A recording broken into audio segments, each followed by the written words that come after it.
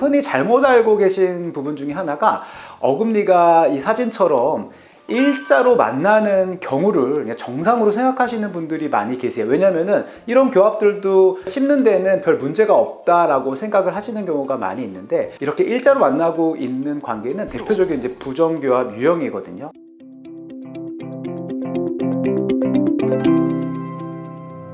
흔히 부정교합이라고 하면은 이제 어금니가 잘 안 맞물리는 상태를 이제 부정교합이라고 알고 계신데요.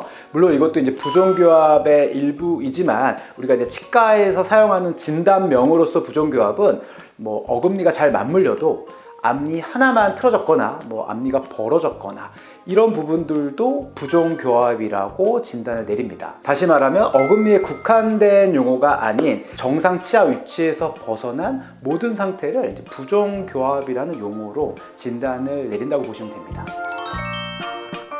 그러면 정상교합에 대해서 알고 계신다면 이제 부정교합도 구분하기가 쉬울 텐데, 뭐 교과서적으로 이제 정상교합의 정의는 사실 좀 복잡하긴 한데, 쉽게 말씀을 드려보자면 위아래 앞니가 가지런하고 어금니가 톱니바퀴처럼 잘 맞물리고, 그리고 위아래 치아들이 적절한 각도로 관계를 하고 있을 때, 이러한 상태를 이제 우리가 정상교합이라고 합니다. 흔히 잘못 알고 계신 부분 중에 하나가 어금니가 이 사진처럼 일자로 만나는 경우를 그냥 정상으로 생각하시는 분들이 많이 계세요. 왜냐면은 이런 교합들도 씹는 데는 별 문제가 없다라고 생각을 하시는 경우가 많이 있는데, 이렇게 일자로 만나고 있는 관계는 대표적인 이제 부정교합 유형이거든요. 사진처럼 위아래 어금니가 이렇게 일자로 만나면 좋지 않은 이유는, 우리가 씹는 작용을 할 때 아래턱이 그냥 위아래로 상하 운동만 하는 게 아니라 좌우 앞뒤로 3차원 쪽으로 우리가 운동을 하면서 저작이라는 활동을 하게 돼요.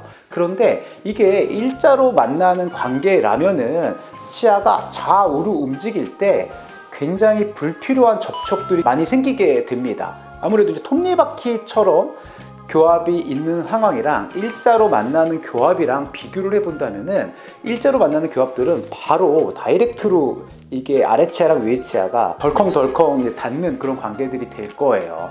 그래서 이런 이제 불필요한 접촉들이 또 생기게 되면은 이제 잇몸이라든지 치아 상태에는 분명히 안 좋은 영향을 끼칠 수도 있고, 턱관절에도 안 좋은 영향을 끼칠 수 있기 때문에 어금니는 톱니바퀴와 같은 그런 교합이 이루어져야 이제 저작 활동을 할 때 위에 치아랑 아래 치아가 이렇게 좌우로 움직이거나 앞뒤로 움직일 때 불필요한 접촉 없이 서로가 서로를 잘 피해가면서 이제 움직임을 주게 되거든요. 그렇기 때문에 어금니는 다음과 같이 이런 톱니바퀴의 모양을 하고 있어야 합니다. 여기서 보시면은 제일 큰 어금니만 보더라도 위에 어금니가 아래 어금니보다는 살짝 더 뒤에 있는, 우리가 이러한 상태를 1급 교합 상태라고 하거든요. 굉장히 이제 정상적인 교합 상태라고 하고, 근데 여기서 조금 더 아래 어금니가 앞으로 있거나 위에 어금니가 뒤에 있는 경우는 이것도 또 부정교합이에요. 이건 이제 3급 부정교합이라고 하는데, 아무래도 아래가 앞으로 가던 위에가 뒤로 가던 이런 상태가 되면은 이것 또한 톱니바퀴와 같은 관계가 아닌 마치 1대1 교합처럼 뭔가 서로가 이렇게 엉켜있는 그런 구조거든요. 이런 구조에서는 정상적인 저작 활동을 할 때 위에 치아, 아래 치아가 불필요한 접촉들이 계속 생기게 되고, 그에 따른 여러 가지 부작용들이 있게 됩니다. 따라서 우리가 교정 진단할 때 가장 먼저 체크하는 부분은 이런 어금니의 교합 관계를 체크를 하게 되고요. 물론 이제 1대1 교합이라고 뭐 큰일 나지는 않을 수도 있어요. 예를 들어서 우리가 이제 운동을 안 하고 살아도 굉장히 건강하게 사시는 분들도 계시고, 뭐 술을 많이 드셔도 건강하신 분들도 많이 계십니다. 대신에 우리가 건강을 위해서 운동을 많이 하고 또 술은 자제하고 영양가 있는 음식을 먹는 이유는 그래도 우리 몸에 좋은 환경을 만들어주는 그런 행위들이잖아요. 똑같은 관점에서 우리가 이렇게 안 좋은 교합 관계를 갖고 있으면, 물론 이 관계가 뭐 평생 큰 탈이 없게 지내실 수는 있지만, 반대로 계속적으로 조금씩 안 좋은 문제들이 또 생길 수도 있는 환경이기 때문에, 이런 교합 관계가 있을 때는 좋은 환경으로 만들어주는 그런 노력들을 하게 됩니다. 그리고 앞니의 각도에 대해서 말씀을 드려보자면, 우리가 윗턱이랑 아래턱이 완벽하게 균형이 이루어져 있다라고 하면은 위에랑 아래의 각도는 굉장히 이상적인 각도가 나옵니다.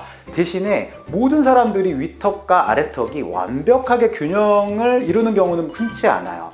어떤 경우가 있냐면은 아래턱이 좀 작으신 분들도 계시고 아래턱이 좀 나오신 분들도 계시고 그리고 턱이 좀 틀어진 분들도 많이 계시기 때문에 굉장히 이상적인 각도가 안 나올 때가 많이 있습니다. 예를 들어서 우리가 아래턱이 큰 경우에는 다음과 같이 아래 치아는 조금 뒤로 기울어져야 정상적인 교합을 할 수가 있습니다. 왜냐하면 아래턱이 나와 있기 때문에 아래 앞니가 뒤로 기울어져 있지 않으면은 이거는 거꾸로 물리는 교합이 되거든요. 그렇기 때문에 턱이 나와 있으면 아래 치아의 각도는 약간 뒤로 들어간 듯한 그런 각도가 나오게 되고요.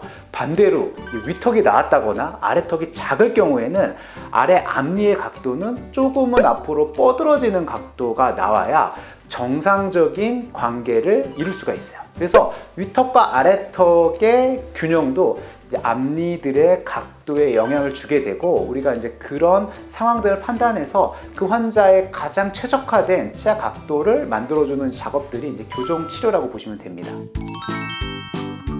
치아 하나가 틀어졌다고 무조건 교정 치료를 받으실 필요도 없고요. 뭐 어금니 교합이 약간 어긋났다고 하더라도 뭐 반드시 교정 치료를 하는 상황은 아니에요. 대신에 이런 상황이 있다면은 우리가 진단을 통해서 교정 치료가 꼭 필요한지 아닌지, 아니면 지금은 아니더라도 우리가 추적 관찰을 통해서 혹시 문제가 생기는 부분이 있는지 없는지를 판단하면서 교정 치료의 여부라든지 교정 치료 시기에 대해서 체크 받으시면 좋을 것 같고요. 제일 큰 전제는 결국에는 우리 치아라든지 잇몸 그리고 턱관절 이런 건강을 위해서 정기적으로 또 치과 가셔서 이런 것들을 주치 선생님과 잘 상의해 보시면 좋을 것 같습니다.